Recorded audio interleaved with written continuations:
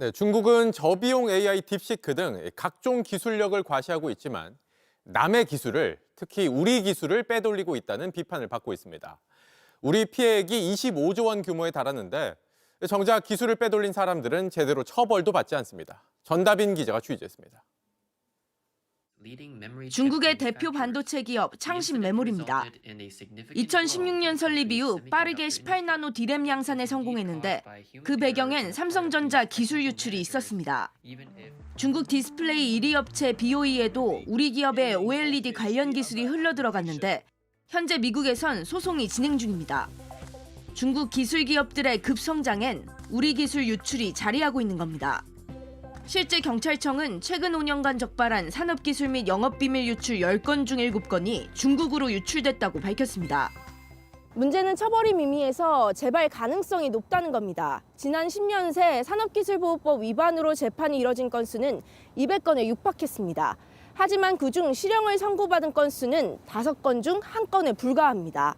죄를 입증하기 어려운 데다가 대부분 초범이라 약한 처벌을 받은 겁니다. 지난 5년간 유출 피해액이 23조 원에 이를 정도로 천문학적인데 미국 등 해외에 비해 벌금도 미미합니다.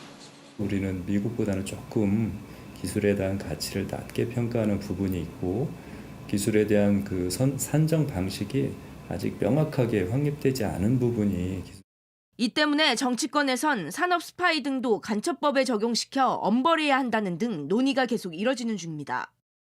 업계에선 재판 시작 전부터 증거를 제시하도록 하는 한국형 디스커버리 제도가 필요하다는 목소리도 나옵니다. 이미 미국에선 기술 유출 소송 변론 시작 전부터 유출 의심 기업에게 인력 채용 과정, 기술 적용 제품의 도면 등을 요청해 받을 수 있습니다. JTBC 전다빈입니다. 중국이 이런 식으로 우리 기술을 빼돌리면 중소업체들은 속수무책으로 당할 수밖에 없다고 합니다. 기술을 베낀 중국 업체에 소송을 걸면 돌연 문을 닫아버린다는 겁니다. 이어서 박준우 기자입니다. 국내 한 중소기업이 만든 레이저 줄자입니다.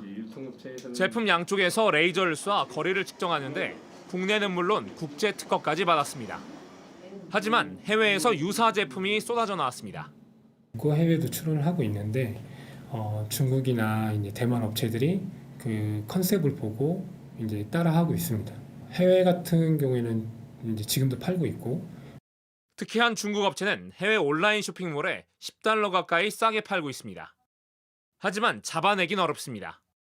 소송을 걸면 아예 폐업을 한 뒤 간판만 바꿔 다시 영업하는 꼼수를 부리는 식입니다.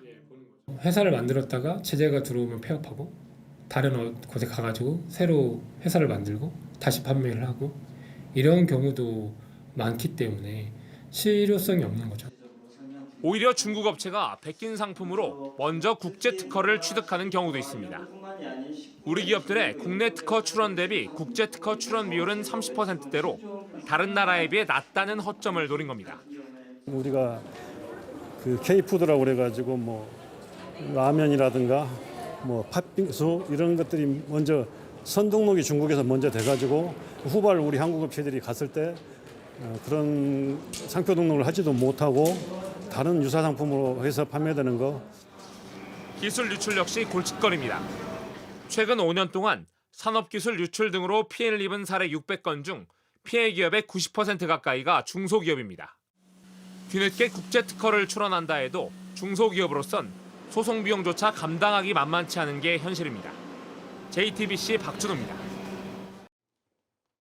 JTBC 뉴스를 시청해주신 여러분 고맙습니다. 저희는 저녁 6시 30분 뉴스룸에서 뵙겠습니다.